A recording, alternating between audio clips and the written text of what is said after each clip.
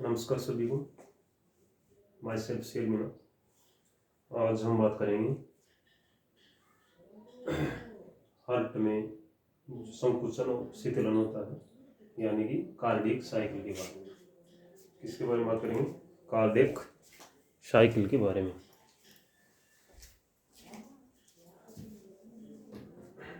आज हम बात करेंगे कार्डियक साइकिल। और जैसा कि आप देख रहे हैं कि जो पूरा हृदय चक्र होता है, ब्लड यहाँ से प्रवेश करता है, यहाँ से लंग्स में जाता है और वापिस इसमें आता है। इस दौरान इस तरह से आलिंद दो नीलियों में संकुचन और शीतलन होता है, वो चीज़ हम देखेंगे। तो आलिंद दो नीले में संकुचन और शीतलन के लिए दो वर्ड आते हैं, जैसे सिस्टोल। एक तो है सिस्टोल यानी संकुचन, और दूसरा है डायस्टोल, DIA डायस्टोल। डायस्टोल यानी शीतलन। तो सबसे पहले दाएं आलिंद को देखते हैं। दाएं आलिंद में ब्लड कहाँ से आ रहा है? अग्रमाशिरा और पश्चिमाशिराओं से ब्लड आ रहा है। इसमें अशुद्ध ब्लड पूरी बॉडी से इकट्ठा हो रहा है, अशुद्ध ब्लड इसमें इकट्ठा हो रहा है। इधर बाएं आलिंद में ब्लड कहाँ से आ रहा? लंग्स से। किसके द्वारा? पल्मोनरी वेन के द्वारा, फुफ्फुसीय महाशिरा के द्वारा। इन दोनों में ब्लड फुल भर जाता है। ये कपाट बंद रहते हैं, तो इनमें प्रेशर बढ़ता है।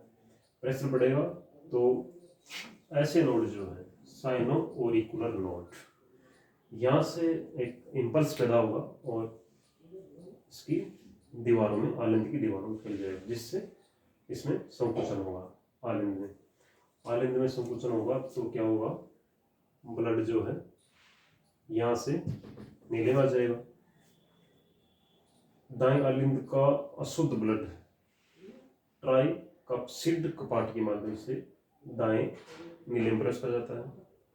इसी समय लंग्स से जो शुद्ध ब्लड है पल्मोनरी वेन के द्वारा, इसमें ये तो आ चुका था यहाँ से।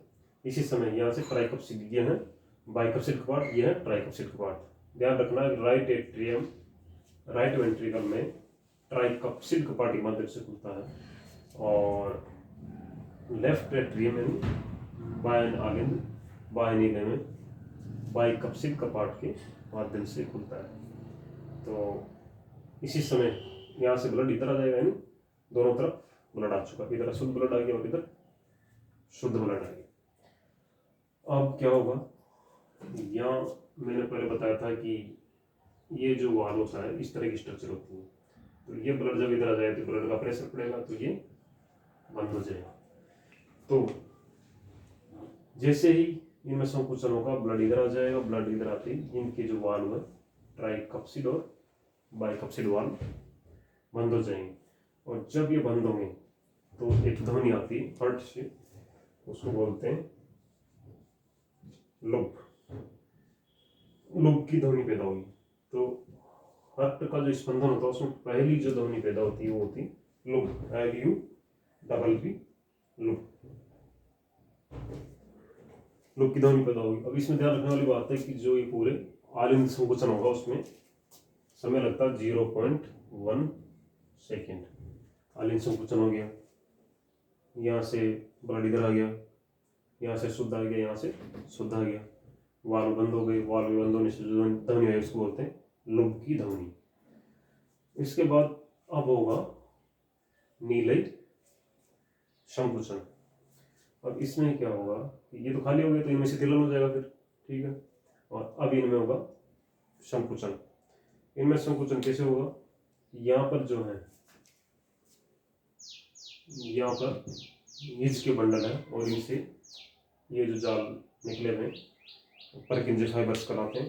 तो परकिंजे फाइबर के द्वारा जो इम्पल्स है, प्रेशर है, वो नीले की पूरी दीवारों में पहुंच जाएगा। जैसे ही नीले की पूरी दीवार में पहुंचेगा तो नीले में संकुचन होगा। नीले में संकुचन होगा तो क्या होगा? दाएं नीले में संकुचन होगा, दोनों में एक साथ हो गया। ध्यान रखना, इधर भी दोनों में एक साथ होता है। इनके बाद इनका शीतलन एक साथ हो जाता है और नीले में भी संकुचन एक साथ होता है। तो यहाँ पर संकुचन होगा दाएं नीले में, तो यहाँ अशुद्ध ब्लड है, कहाँ जाएगा ये शुद्ध होने के लिए लंग्स में प्रेशर के साथ निकलेगा। ये जो वाल्व है ये है दाया नीले, इसमें है अशुद्ध ब्लड, कहाँ से आया है बाएं आलिंद से, किसके द्वारा आया ट्राइकप्सिड वाल्व के द्वारा। इसमें जब संकुचन होगा यानी स्टॉल करेगा तो ब्लड कहाँ जाएगा लंग्स में, किस काम के लिए साफ होने के लिए। जिस नली के द्वारा अशुद्ध ब्लड दाएं नीले से लंग्स में जाता है उस नली को बोलते हैं पल्मोनरी एरोटा यानी फुफ्फुसीय महाधमनी। और जिस जगह से ब्लड निकलता है वहाँ एक वाल होता है आलिंद जो है बाया नीले, जो है आलिंद बाया नीले, जहाँ पे पल्मोनरी आर्टरी में जुड़ेगा वहाँ पर एक वाल्व होता है, उसको बोलते हैं semi lunar valve, semi lunar valve, अर्धचंद्राकार वाल्व होता है। ये सही इधर होता है, ये है कौन सा लेफ्ट वेंट्रिकल बाया नीला, बाया नीले। ये यहाँ से क्या निकल रही है, ये निकल रही केरोटिक सिस्टेमिक एरोटा, जिससे शुद्ध ब्लड, चूंकि ये ध्यान रखने वाली बात है लेफ्ट वेंट्रिकल में शुद्ध ब्लड होता है, ये ब्लड पूरी बॉडी में पंप किया जाता है यहाँ से, और किसके द्वारा पंप होता है केरोटिक सिस्टेमिक आर्टरी। फिर उसके बाद वो पृष्ठमाधमनी वगैरह में डिवाइड होकर सभी ऑर्गन में ब्लड पहुंचाती है, लेकिन यहाँ से जो निकलती है उसका नाम है केरोटिक सिस्टेमिक आर्टरीज या एरोटा बोलना ज़्यादा अच्छा, केरोटिक सिस्टेमिक एरोटा। यहाँ पर जो वाल्व वो भी सेमी लूनर वाल्व होता है, अर्धचंद्राकार कपाट होता है जिससे ब्लड पंप किया जाता है और केरोटिक सिस्टेमिक आर्टरी के द्वारा और धमनियों में भेजा जाता है और वहाँ से विभिन्न अंगों तक ब्लड सप्लाई होता है। ये कब होगा जब इसमें संकुचन होगा, ठीक है। तो ये है नीले संकुचन। अब नीले संकुचन होगा तो यहाँ से ब्लड चला गया लंग्स में, यहाँ से चला गया केरोटिक सिस्टेमिक आर्टरी के द्वारा सभी ऑर्गन्स में। अब ब्लड जब धमनियों में आ गया तो धमनियों का प्रेशर अधिक हो जाएगा, धमनियों का प्रेशर अधिक हो जाएगा तो इनका प्रेशर कम हो जाएगा और ये हो जाएंगे शिथिल। और इस समय इनके जो ये वाल्व है सेमी लूनर वाल्व, अर्धचंद्राकार वाल्व, ये बंद हो जाएंगे, अर्धचंद्राकार कपाट बंद हो जाएंगे और इनके बंद होने से अर्धचंद्राकार कपाटों के बंद होने से ये ध्यान रखना ब्लड जा चुका धमनियों के अंदर, इधर जा चुका लंग्स में, यहाँ जा चुका धमनियों में, और इस समय इसमें दबाव कम हो जाता है, नीले में दबाव कम हो जाता है, ये कपाट बंद हो जाते हैं क्योंकि धमनियों का दबाव अधिक हो जाता है। तो ये कपाट बंद होंगे तो एक ध्वनि पैदा होती है डब, ये सेकंड ध्वनि। तो हृदय जब स्पंदन करता है पहली ध्वनि आती लब, दूसरी आती डब, ये ध्यान रखना है। तो इस तरह से एक हार्ट में से ब्लड ट्रांसफर होता है संकुचन और शीतलन के माध्यम से। पूरा जो कार्डिक साइकिल है इसमें 0.8 सेकंड का समय लगता है, 0.8 सेकंड का समय लगता है, क्योंकि जो है आलिंद संकुचन में 0.1 सेकंड का समय लगता है और नीले संकुचन में 0.3 सेकंड का समय लगता है। आलिंद संकुचन में 0.1 सेकंड का समय लगता है, नीले संकुचन में 0.3 सेकंड का समय लगता है, ये हो गया 0.4 सेकंड, और शीतलन में लगता है 0.4 सेकंड। इस तरह से पूरे संकुचन और शीतलन में कार्डिक साइकिल में टोटल समय लगता है 0.8 सेकंड। तो ये तो एक कार्डिक साइकिल हो गया। अब इसमें ध्यान रखने वाली कुछ बातें हैं, जैसे ये जो है लेफ्ट वेंट्रिकल, इसकी जो दीवारें हैं नहीं कहेंगे जो पेशियां हैं वो अधिक मांसल और अधिक मोटी होती है। क्यों? क्योंकि यहाँ से ये वो जगह जहाँ से ब्लड प्रेशर के साथ पूरी बॉडी में भेजा जाता है, इसलिए इसकी दीवारें मोटी होती है क्योंकि अधिक प्रेशर की आवश्यकता होती है।